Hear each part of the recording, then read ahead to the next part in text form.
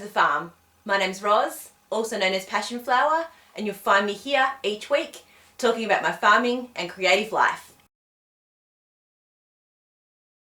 Before I get on to regular farming stuff, I just wanted to quickly address the coronavirus because it is all-consuming for all of us all around the world right now, and it seems a bit odd if I don't mention something about it at all.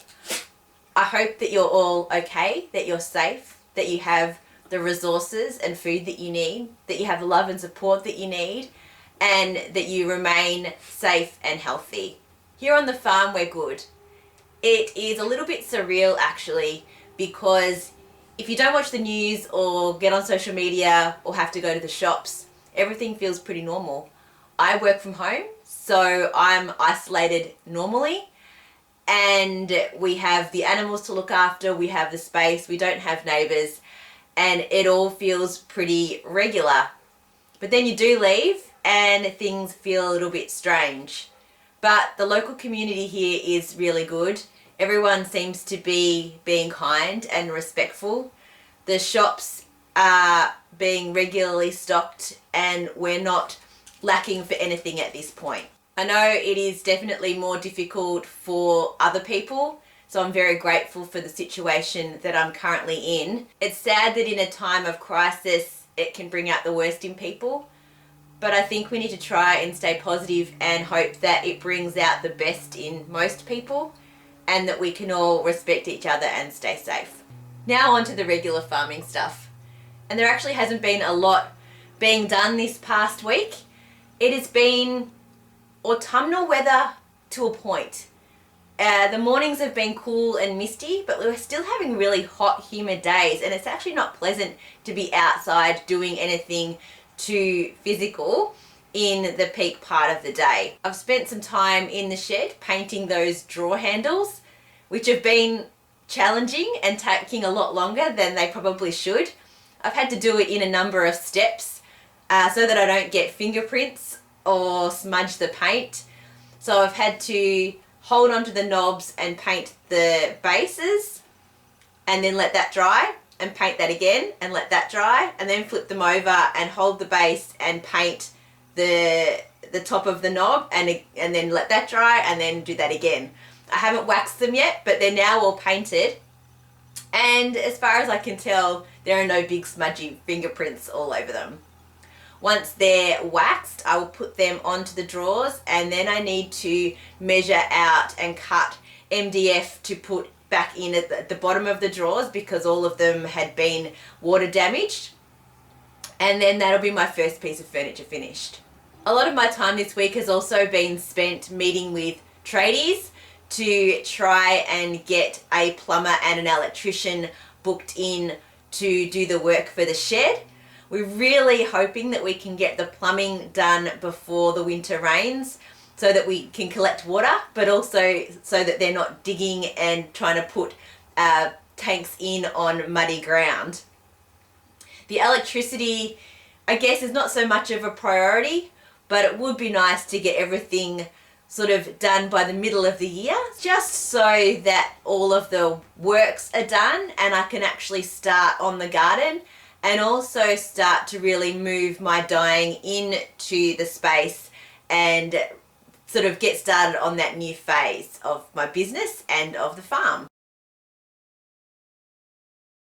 Things are a little bit quiet at the moment with all this craziness going on, but my shop is still open and I will still be able to ship as long as the postal services are still running.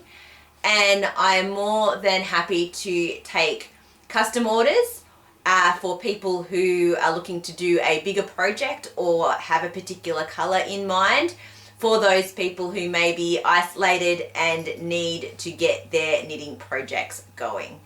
Something that I started this week was shooting a step-by-step kind of real basic intro to knitting video series, which I'm hoping to edit and have up probably early next week, and I'll pop the card up when it's available.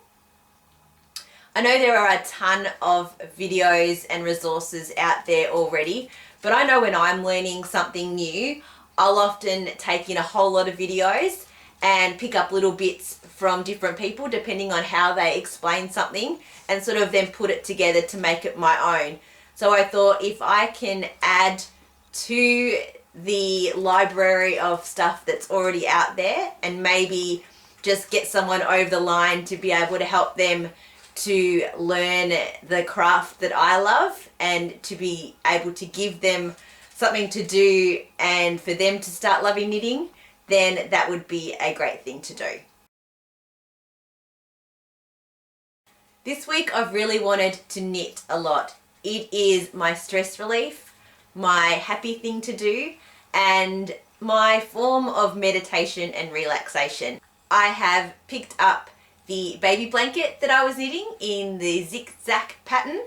This is obviously a deadline associated with this one, so it's a good thing that I've started to get motivated to knit on it again. It's getting quite large, and I've just got a tiny little ball of my first ball of ho ho ho left. So I'm about to start on the second one, and I'm going to knit until I run out of the green yarn, and then I'm going to call it done.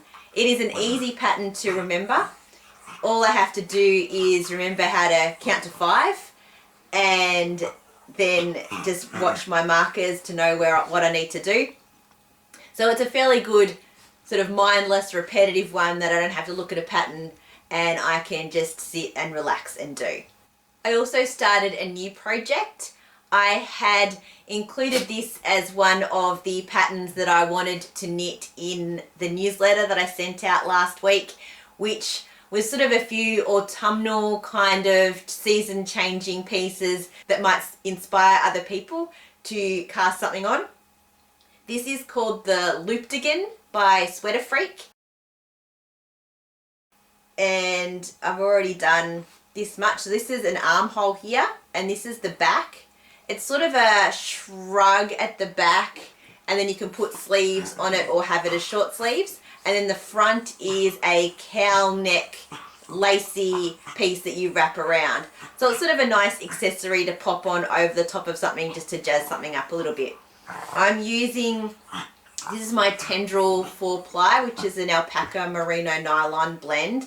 It's really warm and soft and drapey, and will be a really light fabric for going on over the top of something else.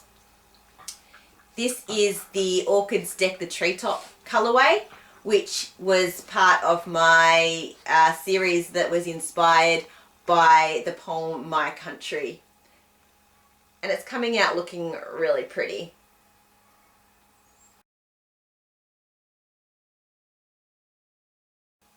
I've also been connecting blanket squares, although not so much this week because the days have been quite warm, but I am making some significant progress. I'm really happy with, I'll turn it this way. I'm really happy with how the colors are working up, and I'm happy with how the join is looking as well. So up to my 5th row of color, but there's still a long way to go. It's slow because my crocheting techniques are not super great, but also because it has been warm, so it's been hard to do this on my lap, and it is now getting more difficult to maneuver around as it becomes a thicker, heavier blanket. But as the days begin to get cooler and as I put more on, the motivation will be there to do more, because I really do want the finished object, and also because I will be able to use it as a blanket while I'm working on it.